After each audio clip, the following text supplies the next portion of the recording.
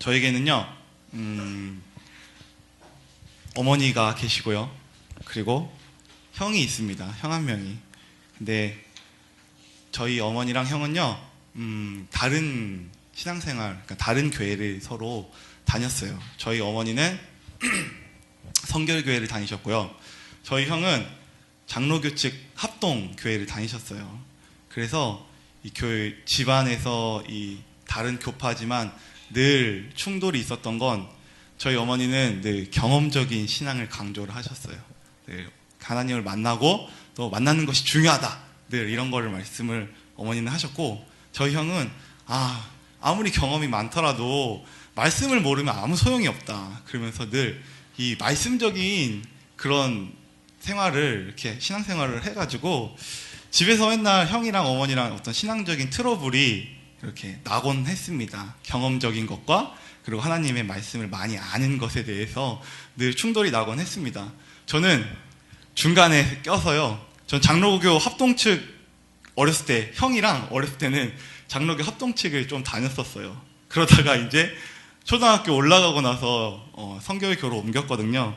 제가 저희 형과 어머니를 보면서 배운 건 신앙 생활을 하는 데 있어서 아는 것과 또 경험하는 것 둘 다가 아주 중요하다라는 것을 저는 알게 되었습니다. 저희 형은 늘 아는 것을 강조하고 어머니는 경험하는 것을 강조하는데 저는 이 두 가지 모두 다 중요하다라고 생각을 합니다.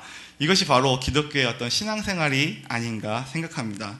저나 목사님이나 전도사님이 여러분들에게 예수님에 대해서 알려드릴 수는 있습니다. 하지만 예수님 그 자체를 경험하는 것은요, 그 여러분들의 선택이에요. 여러분들이 실제적으로 내가 예수님을 경험해보고 싶다, 이런 마음을 가질 때만 예수님을 경험할 수 있는 것입니다. 그래서 저희가 전하는 말씀에는 늘 한계가 있다라는 것을 저는 많이 느끼고 있습니다. 오늘 저의 이야기를 들으시고 예수님에 대해서 깊이 알게 되고 또한 그 알게 된 예수님에 대해서 깊이 경험하는 그런 축복이 여러분들에게 더하여지기를 예수님의 이름으로 축복합니다.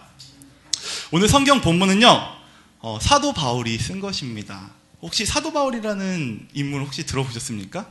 이 바울은요, 이 사도 바울이라는 사람은 원래는 유대교 사람이에요. 유대교. 기독교 사람이 아니라 유대교 사람이에요. 그는 원래 엄청나게 열렬한 유대교 신자였어요. 그래서 이 기독교인들을 보면서 저 사람들은 잘못된 신앙생활을 하고 있구나 라는 그런 생각을 가지고 있어서 늘 기독교인들이 핍박을 하고 다녔습니다.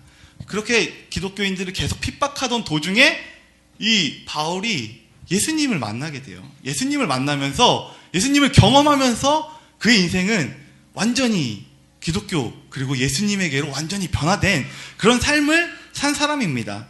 그래서 이 사도 바울은 성경에 굉장히 많은 부분을, 신약 성경에 많은 부분을 썼는데요. 이 사도 바울의 메시지에는요, 늘 예수님에 대해서 이 사도 바울은 늘 강조를 하고 있어요. 자, 그래서 오늘 이 메시지도, 오늘 이 성경 본문도 이 사도 바울이 전하는 그 핵심적인 부분과 크게 다르지 않습니다. 오늘 성경 본문도 역시 예수님에 대해서 우리에게 이야기해주고 있습니다. 좀 구체적으로 본다면요, 예수님이 우리에게 무엇이 되었는지에 대해서 사도 바울은 구체적으로 알려주고 있습니다. 자, 그 첫 번째, 예수님이 우리에게 무엇이 되었습니까? 오늘 본문을 잠깐 다시 한번 살펴보도록 하겠습니다. 자, 우리 본문에 보면요, 너희는 하나님으로부터 나서 그리스도 예수 안에 있고 예수는 하나님으로부터 나와서 우리에게 지혜가 되셨다. 자, 첫 번째, 예수님이 우리에게 되신 거는요, 지혜입니다. 자, 여러분, 지혜라는 단어의 의미를 잘 아십니까? 이 지혜라는 단어는요, 굉장히 모호해요. 자, 지혜가 뭡니까? 라고 물어봤을 때, 지혜는 이런 것입니다. 라고 정확하게 꼬집어서 이야기할 수 있는 사람은 몇 안 되는 것 같습니다. 저도 생각을 해보면서, 지혜가 뭘까? 과연 지혜가 뭘까? 라고 고민을 하다가, 저의 친구, 저의 이웃인 바로 네이버에 물어봤습니다. 네이버에 지혜라고 딱 치면 국어사전의 사전적인 의미로 이렇게 나옵니다. 사물의 이치를 빨리 깨닫고 사물을 정확하게 처리하는 정신적 능력이라고 합니다. 이것도 말이 조금 어려워요. 그래서 제가 좀 바꿔봤습니다. 지혜란, 즉 어떤 것을 빨리 파악하고 그것을 분별하는 능력이라고 할 수 있습니다. 제가 인터넷이라는 것을 처음 접한 것이 중학교 1학년 때였습니다. 근데 그때 인터넷이 지금처럼 막 광랜이 아니라 전화선이었어요. 전화선, 구리선. 그래서 700메가를 다운받으려면요, 한 컴퓨터를 한 8시간 정도 켜놨던 것 같아요. 지금으로서는 뭐 상상도 못할 일이죠. 근데 제가 시간이 흐르면서 저희 나라 이 인터넷 속도, 이것이 엄청나게 빠르잖아요. 그게 점점 발전되면서 요새는요 700메가 다운받는데 2분 3분밖에 걸리지 않습니다. 그래서 지금은 인터넷으로 거의 못하는 게 없어요. 인터넷을 보고 지식의 홍수라고 합니다. 지금은 이 지식이 엄청나게 많이 풀려있는 시대예요. 자, 여러분, 지식과 지혜의 차이를 혹시 아십니까? 지혜와 지식의 차이를 제가 이 보명대를 가지고 설명을 해보겠습니다. 자, 지식이라는 것은요, 자, 이 보명대가 철로 만들어져 있고, 또 여기 밑에 이 삼각대로 구성이 되어 있고, 뭐 여기 이상 드라이버가 있다라는 이런 정보가 바로 지식입니다. 근데 지혜라는 것은요, 바로 이것입니다. 자, 이것은 여기를 돌려서 이것을 세울 수 있고, 또 이걸 돌려서 나에게 맞춰서 여기 위에 악보를 놓고 이것을 볼 수 있다라는 것이 바로 지혜입니다. 지혜는 어떤 사물의 이치를 빨리 깨닫고 이것을 내가 빨리빨리 쓸 수 있는, 사용할 수 있는 그런 능력을 주는 것입니다. 그런데 재밌는 것은요, 예수님이 저희에게 지혜가 되셨다라는 거예요. 이게 굉장히 놀라운 일입니다. 자, 우리가 살아가는 시대에, 지금 시대는요, 지식이 없는 시대가 아니에요. 정보가 너무너무 많아요. 그런데 문제점은 뭐냐? 너무나 많은 정보가 잘못될 수도 있다는 거예요. 정보가 있는데 이 정보가 옳은 것인지 아니면 그른 것인지 분별해낼 수가 없어요. 그래서 요새 웰빙, 뭐 건강 이런 거 굉장히 사람들 많이 관심 가져 하잖아요. 인터넷에 막 건강이라고 치면 어떻게 건강을 유지하느냐, 뭐 이런 것들이 굉장히 많이 나옵니다. 근데 대부분 그런 어떤 건강적인 지식이 전문가들이 봤을 때 그것이 잘못됐다라고 이야기하는 부분들이 굉장히 많더라고요. 또 뉴스 같은 것도 제가 어저께인가 그저께인가 인천 남동구에 조폭들이 이렇게 칼부림하는 어떤 그런 사건이 있었어요. 근데 그것을 기자들이 잘못 썼어요. 그 CCTV를 판독한 결과 강력반 형사들 뭐 했냐 막 이런 식으로 했었는데, CCTV를 판독한 결과 기사에는요 이렇게 났어요. 뭐 강력반 형사들 뭐 했냐 뭐 이렇게 좀 질타하는 식으로 뉴스가 나는데, 근데 그 CCTV를 제대로 판독해본 결과 형사들이 일선에서 먼저 뛰어가지고 그 모든 역할들을 다 이렇게 제압하고 있는 것들을 이 사람들이 정보를 잘못 알아들어서 잘못된 기사를 내므로 인해서 그 형사의 아드님이나 뭐 자녀들이 상처를 받았다라는 그런 뉴스 기사를 제가 본 기억이 있습니다. 이렇게 지금은요 정보라는 것은 되게 많아요. 근데 이 정보를 분별해낼 수 있는 지혜가 우리에게 필요합니다. 그래서 예수님이 우리에게 지혜가 되신 거예요. 이 세상에 많은 진리를 외치는 사람들이 정말 많습니다. 종교들이 얼마나 많습니까? 불교도 있고, 뭐 이슬람교, 또 뭐 도교, 막 이상한 종교도 굉장히 많잖아요. 근데 그 중에서 왜 기독교가 진리인지 저희는 예수님을 통해서만 알 수 있는 것입니다. 예수님이 실제로 우리에게 지혜가 되시기 때문에 모든 것들을 분별해낼 수 있는 근거가 예수님이 되는 것입니다. 제가 한 예화를 들어드리겠습니다. 저희 예화로 우리 친구들이 공부를 하는 지금 시즌에 있잖아요. 근데 저도 고등학교 때 공부를 굉장히 못했어요. 공부에 대한 관심이 아예 없어가지고 맨날 밖으로 놀러 다녔거든요. 근데 이제 제가 예수님 앞에서 다시 새로운 삶을 결단하고, 예수님 나의 인생을 이제 주님께 바치겠습니다 라고 결단을 하고 나서 예수님한테 첫 번째로 한 기도가 바로 지혜를 구하는 것이었어요. 예수님, 나에게 예수님이 가지고 있는 그 지혜가 필요합니다 라고. 왜냐하면 저는 공부를 해야 됐거든요. 근데 공부를 하는데 뭐 아는 지식들은 없고, 또 공부를 해야 되는데 막상 성적 같은 거 막막한 그런 기분이 들더라고요. 그래서 예수님한테 지혜를 구했는데 예수님이 이 지혜를 실제로 주시는 거예요. 저에게 실제로 주시는데, 제가 전문대 다닐 때 평점이 2.8 막 이랬습니다. 2.8이면 100분율로 환산하면 한 50점? 대학에서 성적이 50점, 60점 막 이렇게 나왔어요. 근데 제가 예수님을 제대로 이렇게 예수님이 제가 지혜를 달라고 기도하고 나서 한 2, 3년이 지나서 다시 대학에 갔습니다. 그래서 신학 공부를 시작했는데 제가 학부 졸업 평균 점수가 4.2였습니다. 4.2면 90점, 95점 이 정도 사이에 실제적으로 이렇게 점수가 오르는데 하나님이 저에게 주신 지혜의 첫 번째가 뭐였었냐면 목사님의 설교를 잘 들으라는 것이었어요.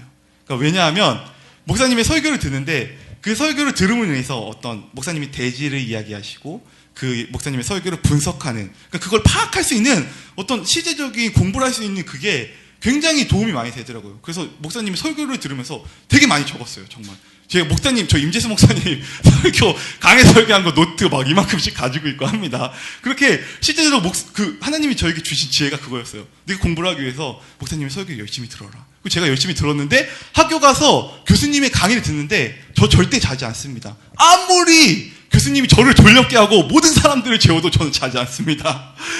그게 실제적으로 저에게 온 지혜예요. 이것을 통해서 제가 좋은 성적을 거둘 수가 있었습니다. 이렇게 하나님은 지혜를 저에게 실제로 주십니다. 우리 학생들 공부하는 지혜가 필요합니다. 여러분들 예수님에게 지혜를 구하세요. 자, 야고보서 1장 5절에 이렇게 나와 있습니다. 너희 중에 누구든지 지혜가 부족하거든 모든 사람에게 후히 주시고 꾸짖지 아니하시는 하나님께 구하라. 그리하면 주시리라. 이렇게 성경에서 말씀하고 계십니다. 자, 여러분 지혜를 구하십시오. 사업하는데 또 사역하는데 공부하는데 여러분 심지어는 제가 생각할 때는요. 가정을 돌보는데도 지혜가 너무너무 필요한 것 같아요. 여러분 예수님께 실제로 지혜를 구하시기 바랍니다. 자, 이 지혜가 어떤 사람한테 오느냐? 바로 구하는 사람. 지혜를 간절히 구하는 사람. 그때 예수님께서 우리들 가운데 지혜를 실제로 주시는 것입니다. 그래서 하나님으로부터 오는 지혜를 갖고 예수님께 쓰임받는 저와 여러분들이 되기를 예수님의 이름으로 축복합니다. 자, 두 번째, 예수님이 우리에게 무엇이 되셨는가? 자, 그 다음 부분을 한번 보겠습니다. 예수님은 우리에게서 지혜와 그 다음에 의로움과 거룩함이 되셨다. 자, 예수님이 우리에게 두 번째로 되신 것은요, 의로움과 거룩함입니다. 자, 이 지혜 바로 뒤에 부분에 나오는 게 의로움과 거룩함인데요. 이 의로움과 거룩함은 좀 제가 성경적인 용어로 좀 풀어드릴 필요가 있을 것 같아요. 자, 성경에서 이 의라는 단어는 늘 하나님과의 관계성을 이야기하는 것입니다. 그래서 우리가 하나님 앞에 의인으로 인정받는다, 죄인으로 된다, 이렇듯이 의라는 단어는 하나님과의 관계성입니다. 그래서 예수님께서 우리에게 실제적인 의가 되셨기 때문에 우리가 하나님 앞에 의인이 될 수 있는 거예요. 자, 그래서 이 의인이 되면 거룩함이 옵니다. 이 거룩함이라는 것은요, 깨끗하고 이런 것들을 뜻하지만 성경에서 거룩함이라고 이야기했을 때는 분리됨, 이 단절됨, 어떤 이런 의미가 있어요. 그래서 예수님이 우리의 의가 되시면 그 다음에는 우리가 세상과는 단절된, 그러니까 세상과 분리된 삶을 살 수 있습니다. 자, 불교에서는요, 세상을 뭐라고 합니까? 이 세상을 고해라고 합니다. 고통의 바다. 불교에서는 이 세상을 해석하는 데 있어서 고통의 바다라고 합니다. 또 사자성어 중에 세옹지마라는 단어 있지 않습니까? 인생은 좋은 때가 있으면 나쁜 때가 있고 또 좋은 때가 있으면 또 나쁜 때가 있고, 자, 이렇듯이 반복적으로 살아가는 게 바로 인생입니다. 자, 그런데 세상과 우리가 이 세상에서 그런 고해적인 세상, 세옹지마적인 세상에서 어떻게 다른 삶을 경험할 수 있느냐? 이것은 하나님의 나라를 경험하는 것입니다. 이 의로움과 거룩함이라는 것은요, 하나님의 나라와 관련이 있습니다. 자, 제가 우리나라라고 했을 때, 자, 제가 여기 있습니다. 그러면 제가 여기서 우리나라라고 하면 지금 저희가 있는 이곳이 바로 우리나라죠. 우리나라가 바로 이곳입니다. 자, 그러면 하나님의 나라는 무엇입니까? 하나님이 계신 그곳이 바로 하나님의 나라입니다. 자, 그런데 하나님께서 성경에 이렇게 나와 있습니다. 요한계시록 3장 20절에 이렇게 나와 있습니다. 볼지어다 내가 문 밖에 서서 두드리노니 누구든지 내 음성을 듣고 문을 열면 내가 그에게로 들어가 그와 더불어 먹고 그는 나와 더불어 먹으리라. 자, 예수님께서 어디로 오셨습니까? 우리 안으로 들어오셨습니다. 자, 그러면 하나님의 나라는 어디 있는 것입니까? 우리 안에 있는 것입니다. 자, 이 하나님의 나라라는 것은요, 눈으로 볼 수 있는 것이 아닙니다. 자, 제가 예화를 하나 들어드릴게요. 자, 핸드폰이 있습니다. 제가 이것을 주머니에 넣었어요. 자, 여러분, 핸드폰 보이세요? 핸드폰 안 보이죠? 자, 그런데 저는 핸드폰이 있는 걸 알 수 있어요. 왜냐하면 제가 이 핸드폰이 여기 있다라는 것을 느끼고 있기 때문에. 자, 이것이 바로 하나님의 나라입니다. 하나님의 나라는 눈에 보이는 것이 아니라, 이 사도 바울이 이렇게 하나님의 나라에 대해서 이렇게 얘기해요. 하나님의 나라는 먹는 것과 마시는 것이 아니요, 오직 성령 안에 있는 의와 평강과 희락이다 라고 합니다. 이 하나님의 나라는요, 하나님과의 이 의로움 때문에 우리가 하나님 앞에 당당해질 수 있는 거예요. 그래서 하나님 앞에 당당해지면 하나님으로부터 오는 그 평안이, 그 마음의 평안이 우리의 마음 가운데 생기는 거예요. 그러면 그 평안 때문에 우리가 기쁠 수 있는 거예요. 희락. 이 기쁨이 우리의 이 안에서, 내면적인 삶 가운데서 계속적으로 나오는 것입니다. 자, 예화를 하나 들어드릴게요. 자, 기독교가 처음 생겼을 때 로마 시대였습니다. 근데 초창기 기독교에는요, 엄청나게 많은 핍박들이 있었어요. 실제적으로 이 신앙을 지키기 위해서 이 기독교인들이 지하 무덤으로 들어가요. 지하 무덤. 여기가 바로 카타콤입니다. 이 카타콤에서 이 뭐 몇백 년 산 그 얘기를 들어보면, 카타콤에서 한 번도 햇빛을 못 보고, 태어나서 한 번도 햇빛을 못 보고 그냥 그 안에서 살다가 죽어간 사람들이 많다라고 이런 얘기들을 전해주고 있습니다. 저희가 그것을 보면서 무엇을 느낄 수 있느냐? 아, 이 사람들은 외부적인 상황과 환경이 아니라 그런 어려운 상황과 환경 가운데서도 하나님의 나라, 즉 의와 평강과 희락을 누리면서 살아갔다라는 것을 우리가 역사적으로 알 수 있는 것입니다. 그래서 예수님을 믿으면 하나님의 나라, 이 의와 평강과 희락을 실제적으로 누리는 것이에요. 우리의 상황과 환경이 아무리 어렵더라도 우리는 실제적으로 예수님과의 그런 기쁨으로 인해서 이 기쁨 가운데서 계속적으로 하나님의 나라를 누릴 수 있는 것입니다. 제가 이번 주에요, 학교 과제가 요새 너무 많아요. 그래서 아침에 이렇게 지하철을 타고 학교를 이렇게 가면 이 여의도의 63빌딩이 이렇게 보이거든요. 그러면 햇빛이 이렇게 동이 터옵니다. 제가 아침에 학교를 가면 동이 터옵니다. 집에 갈 때 보면 해가 다 져 있어요. 껌껌한 상태로 그걸 보면서 아침에 한 6시, 7시쯤 학교를 가서 저녁에 한 집에 11시, 12시쯤 이렇게 이번 주에 계속적으로 그런 생활을 하면서 육체적으로 너무 많이 피곤하더라고요.